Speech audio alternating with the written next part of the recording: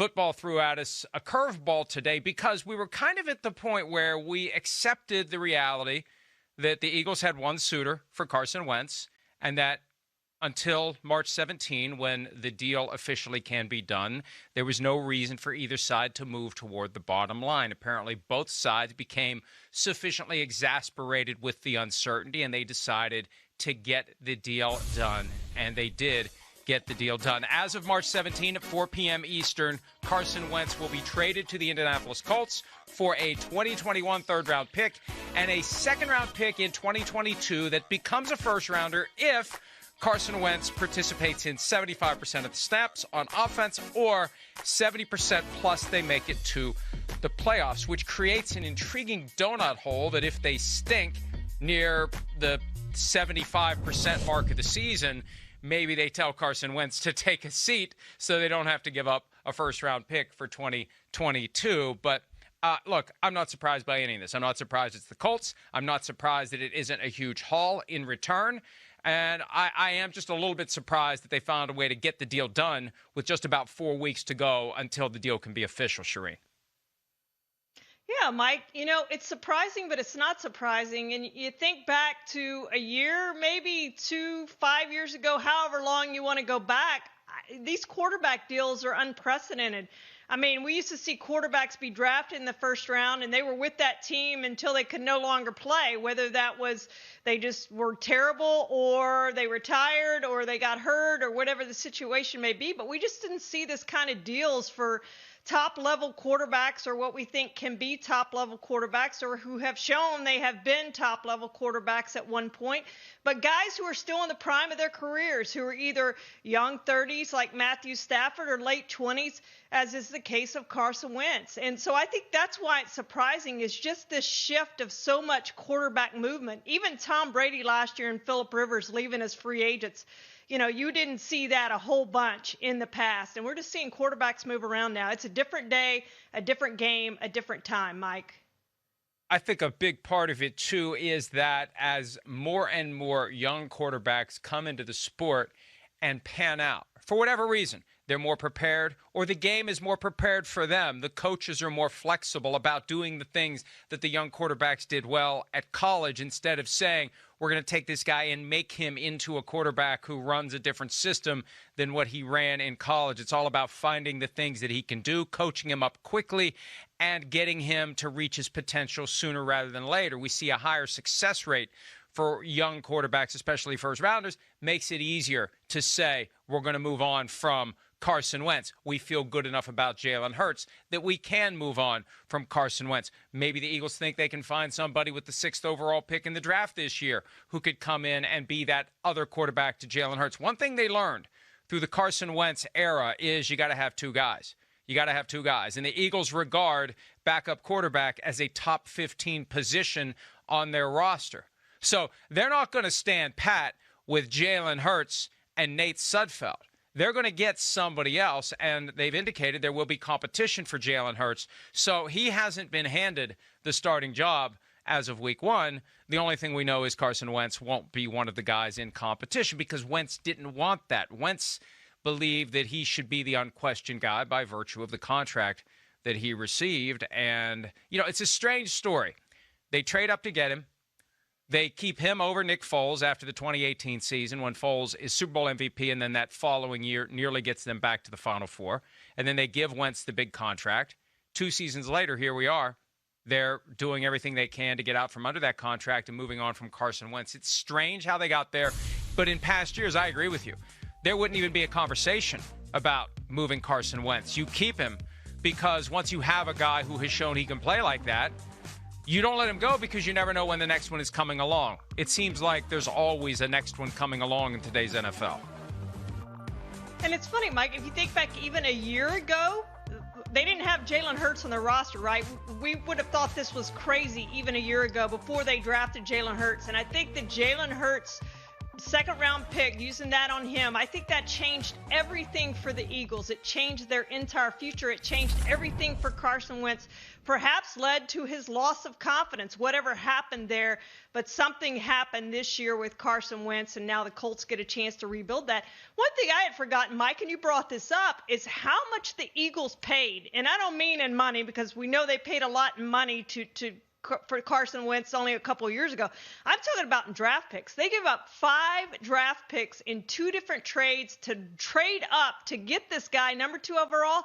And those draft picks turned out to be Deshaun Watson, Laramie Tunsil, and Jack Conklin among the 5 draft picks. So you think about those guys you could have had with those draft picks, and it's just amazing to me that how quickly his career really deteriorated, and now here we are to the point where he's getting a new start somewhere else, and the Eagles are moving on to whoever else they happen to find. And I don't see a veteran quarterback going to Philadelphia, because why would you go there if you think you have to compete for the starting job if you have a chance to go somewhere else to definitely be the starter? One guy that I'm fascinated by as a potential Eagles quarterback is Nick Foles, and what would be his 3rd stint with the team. He was there 2012 originally as a 3rd-round draft pick, traded to the Rams for Sam Bradford, then signed as a free agent after a season with the Chiefs, Super Bowl MVP, the guy that they said will move on from after Carson Wentz became the franchise quarterback and the guy they chose to keep. Now you could bring Foles back, and it could be Jalen Hurts with Foles as the backup. Who knows? There are a bunch of different ways they can go, but it will be, I believe, 2 quarterbacks, whether it's a rookie with Hurts or a veteran with Hurts. They'll have 2 quarterbacks about whom they feel good, and they'll move forward in that way and try to rebuild a franchise that just won a Super Bowl a little over 3 years ago. And what a different team it is now with Nick Sirianni as the head coach, with Carson Wentz gone, and with a quarterback depth chart that at least is 50% settled, but 50% completely and totally uncertain. And the only thing we know is they won't have Carson Wentz as of March 17 at 4:01 p.m. Eastern. Let's look at this now from the Colts' perspective. And I think the Colts got the guy that they wanted and got the guy that they needed, and they have the reunion with Frank Reich. If anyone was going to get Carson Wentz back to where he was before whatever it was that happened in 2020, was it the Jalen Hurts draft pick? Was it something else? Was it his relationship with Doug Peterson? Was it his relationship with someone else? What caused the guy who in 2019 single-handedly turned around a 5-7 team and took them to the playoffs, and maybe would have beat the Seahawks if he hadn't been knocked out of the game early thanks to an illegal hit from Jadeveon Clowney that was neither flagged nor fined when he got a concussion in that game? I mean, Carson Wentz is the last guy we expected to lose it in 2020. So can Frank Reich turn this guy around? It's a huge financial investment, but if they can get him back to where he was, holy crap, this is a potential Super Bowl team. Oh, no question about it, Mike. This is a team that was in the top 10 in both offense and defense last season with Phillip Rivers as quarterback, and obviously a declining Phillip Rivers at quarterback. Now, he didn't turn the ball over as much as he did in his final season with the Chargers. But even if they get the mid-level play from Carson Wentz that he gave the Eagles in 2018 and 2019, this is a team that's probably going to go to the playoffs. It's probably going to cost the Colts a first-round draft pick, which, frankly, they will gladly give up if that leads to a playoff team and success in the playoffs. Now, we know Carson Wentz has not had that success in the playoffs yet, but he certainly has shown it, at least in one season, that he can be that franchise guy. And he was having a terrific season when he had that knee injury. He was on pace for over 4,000 passing yards and 40 touchdowns. He still had 33 touchdowns, which was second in the NFL that season after missing the last 4 games after that knee injury. So he's shown he can be that guy. It's now a matter of Frank Reich and Press Taylor getting that back out of Carson Wentz. But Carson Wentz, I know, respects Frank Reich and loves Frank Reich, and that's going to help him, and he's going to listen to Frank Reich. And Frank Reich obviously believes he can get back Carson Wentz back to that level, or they wouldn't have made this trade, Mike. There's just no way. And I think it's the only place that Carson Wentz wanted to go. Jay Glazer reported earlier today that the Bears never actually made an offer. And that takes me back to the rumor / report that emerged Super Bowl weekend from Howard Eskin of WIP, who's also the Eagles sideline reporter. I just wonder who from the Eagles planted that notion that the Bears were going to offer first-round pick Nick Foles, Tariq Cohen for Carson Wentz and a draft pick from the Eagles. That I think was aimed at scaring the Colts off of their position. And Ron Jaworski had said 2 second-round picks is what the Colts offered. Maybe 2 second-round picks became the final package through negotiation, with the possibility of a first-round pick and a third-round pick going to Philadelphia. But regardless, the Colts were the only team that ever made sense for Carson Wentz. And if I'm him, just think about the differences in the fan base, the differences in the expectation level. He's going to a place that has been shell-shocked by quarterback movement in recent years. And it all started with the retirement of Andrew Luck. Then they pivot to Jacoby Brissett, and then they give Phillip Rivers a try. I don't think the Colts fans are going to be nearly as skeptical as Bears fans would have been, and it's going to be nothing like the experience he would have had if he'd stayed in Philadelphia as the starter. I think the Colts fans are going to embrace him because they understand, hey, if this guy plays like he's capable of playing, we are a legitimate contender. And we've fixed that hole in the franchise that emerged when Andrew Luck retired. Now, the injury issue is something to be worried about, and they're used to that with Andrew Luck. But if this guy can get back to anything close to how he was before 2020, the Colts will be a factor in the AFC. And, if not, they will have spent some money. They've been holding a ton of cap space. They have to, on a 4-year rolling average, spend a certain amount of money in relation to the salary cap. And this isn't going to hurt them. They're able to do it now because they got so much cap space. They don't need to worry about their budget. They just factor in Carson Wentz as a guy who's on the team, and you otherwise work out your budget for everyone else. They'll be able to do that. They'll be able to operate. They'll be able to go out and try to make the team better. And maybe they can create some buzz and be one of these teams that attracts the free agents who can't find long-term deals and who are saying, I'm going to go to a team that I think will be a contender. The Colts now are on that list. They already were, but I think they're even more clearly on that list now that they've addressed the quarterback situation, Charean. Yeah, no question, Mike. And, they had that Band-Aid approach to their quarterback position after Andrew Luck surprised them with his retirement right before the start of the season. They had the one-year starter in Jacoby Brissett. Then they had the one-year starter in Phillip Rivers. But if you look back over their history, Carson Wentz is going to be their fifth, assuming he's healthy on opening day. He'll be their fifth straight opening day starter that's different quarterback, 5 consecutive years for the Colts. And Frank Wright, it'll be his 4th starting quarterback since he's been there. But they think they've settled that now with Carson Wentz, that he is going to be the guy long-term going forward. And you mentioned the fan base is going to be in love with Carson Wentz. They are. There's going to be a long honeymoon period there because they think they found their next guy after Andrew Luck finally to take the reins for a long period of time. It's also a better media market for a quarterback, Mike, because the Philadelphia, and you think about even Chicago media markets, there would be much more pressure on Carson Wentz in those two markets.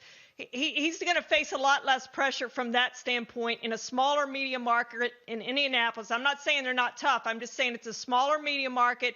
There's less scrutiny, and I think he's going to enjoy that. And I certainly think that will help his confidence and his revival. Not to mention his offensive line is going to be much better than he had in Philadelphia this past year.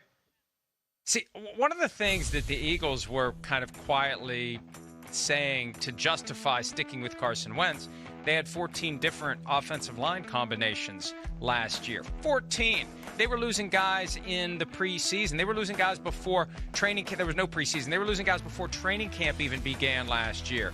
So they have had a difficult time on the offensive line, especially last year, and they don't have that in Indianapolis. Now they got to figure out what they're doing at left tackle now that Anthony Costanzo has retired, and there's even talk that Quentin Nelson will move to tackle, which may or may not be a good thing for the Colts, but they've got the nucleus to have a good offensive line, and they've got the cap space to go out and buy up some guys to make it even better than it currently is. So I think that this has the potential to work for Wentz and work for the Colts. And the big point is There was no one else where it would have worked. There was nowhere else where he could have gone and felt like he's walking into a good situation, where he's going to get the benefit of the doubt from the media, where he's going to get the benefit of the doubt from the fans, where he has someone there with whom he's worked before. It all lined up perfectly. The moment that it looked like he wanted out during the season, the only place that made sense was the Colts. It was always pointing to the Colts.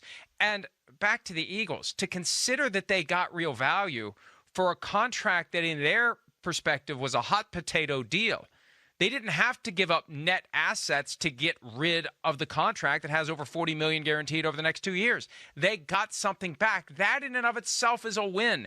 This isn't Brock Osweiler. This isn't Jared Goff. They got net draft assets for that contract because the Colts needed Carson Wentz. Now, they didn't need him so much they gave up a clear first rounder, but it probably is going to be a first rounder in 2022, and that's absolutely the best the Eagles could have hoped for, Charean.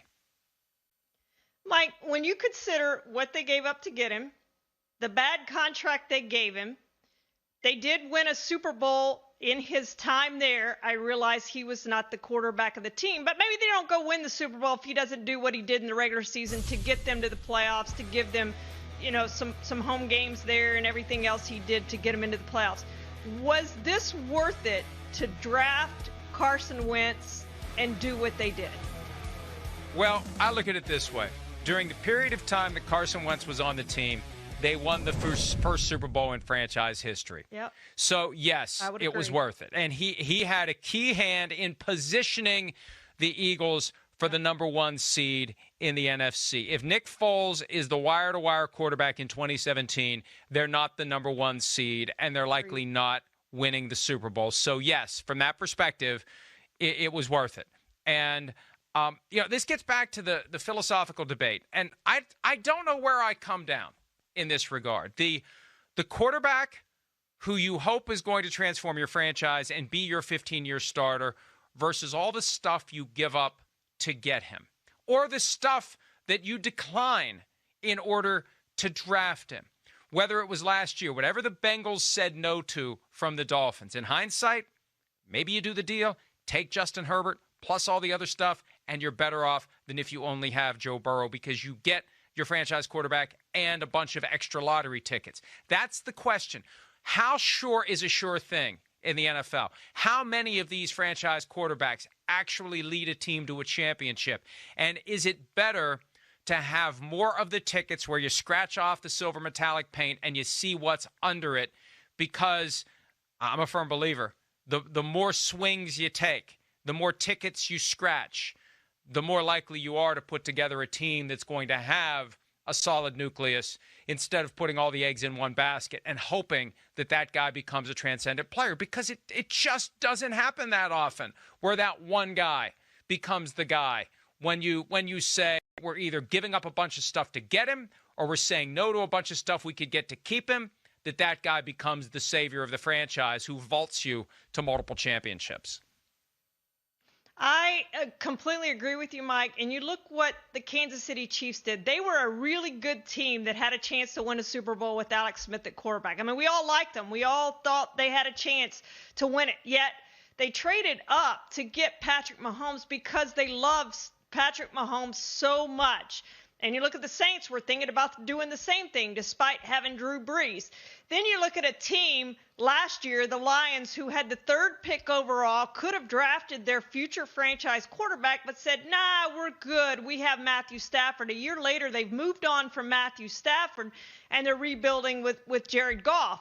Maybe if they had drafted Justin Herbert at that point, maybe even Tua, who knows? But if they had drafted a quarterback there, they solved their quarterback woes last year. Then they trade Matthew Stafford this year, and they get all those additional draft picks, but they already have their quarterback. They don't have to take on Jared Goff. So I'm completely with you. I don't care if you have a guy you truly believe in. We talked about the Packers last year. I see why they drafted Jordan Love. Even if Jordan Love never plays it down for the Packers, maybe they'll be able to trade him and get even more for him in the future. And it certainly benefited, I think, Aaron Rodgers this year, because I'm not sure he would have won the MVP award if he wasn't looking back and had that chip on his shoulder that Jordan Love came in as a first-round draft pick to replace him. It's a fascinating philosophical discussion. There are no right answers until we know what the answers are, and then we can look back and say, that team did the right thing, that team did the right thing, that team didn't do the right thing. And that's one of the frustrating aspects if you're working for a team and trying to figure out the best way through this. And there are different approaches, but the Chiefs go all in, they make the move to get Patrick Mahomes, and it works. If that guy ends up being that once in a generation player, and you don't find out until he gets to the NFL that he is or he isn't. But if he is, you got something. And the Eagles thought they had it with Carson Wentz. And I think that there are books to be written on what really happened between the Eagles and Carson Wentz behind the scenes that caused them to be compelled to move on from him.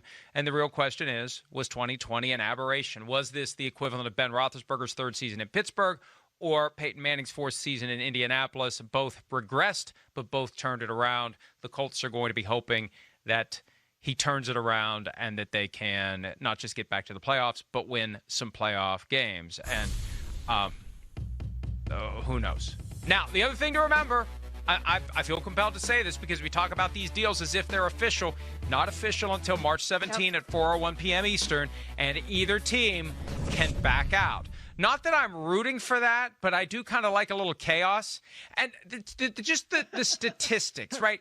Chances are at some point, with enough of these trades that are done but not done in advance of the first day of the league year, one of these days, one of these years, one of these trades is going to fall through. And the moment we don't talk about it anymore, Charean, that's the moment it will happen. Yeah, absolutely, Mike. And it doesn't become official, and it's not official, and either team can back out at any point until it becomes official. And we've seen that in other deals, especially around the trade deadline, where a guy doesn't pass a physical or something, but we've never seen it at this point. But at some point, you figure it's got to happen. Yeah, and, I've never heard any more details about Jared Goff's physical. That was the one, let's wait and see what the Lions do, because of the thumb surgery that he had late in the regular season. And it would be an easy way for the Lions to say, you know what, we really don't want to do this. We can maybe get a better offer from someone else. So I haven't heard anything about it. They acted like they were going to do the physical fairly quickly. There hasn't been any reporting that I'm aware of one way or the other. And I think we'd have heard about it because things have been so damn slow since the aftermath of the Super Bowl. But that's one way. If a team gets remorse and doesn't just want to simply renege on the deal, the doctor just fails the guy on the physical, and we've seen that happen. Different doctors have different views about the overall health and well-being of a player, and it would be naive to assume that the teams don't have a way of letting the doctor know which way they'd like that physical to come out. One other point about this from the Colts' perspective. The Colts called the Raiders about Derek Carr, reportedly, and the Colts were told that Derek Carr is not available. So the Colts, tried to get Carr.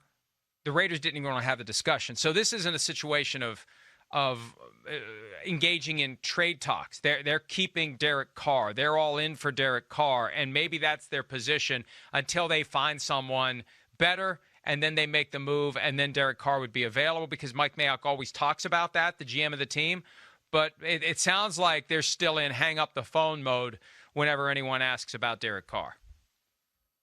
Yeah, and it sounds like they're more likely, Mike, to trade Marcus Mariota, and there is interest in Marcus Mariota. So it's going to be interesting what happens with the Raiders as we go forward. There's so many of these teams who are kind of on the edge that if they trade their quarterback, you're not going to be surprised. But what are you going to do at the quarterback position? You've got to upgrade. If you're going to change your quarterback, if you have one, I realize the Colts didn't have one after Phillip Rivers retired, but if you have one, it's got to be a definite upgrade over the one you have, just like at head coach. If you're changing head coaches, you got to make sure you find a better one than the one you have, Mike. Hi, I'm Mike Tirico, and thanks for watching. Make sure to hit subscribe for the latest news and highlights from NBC Sports.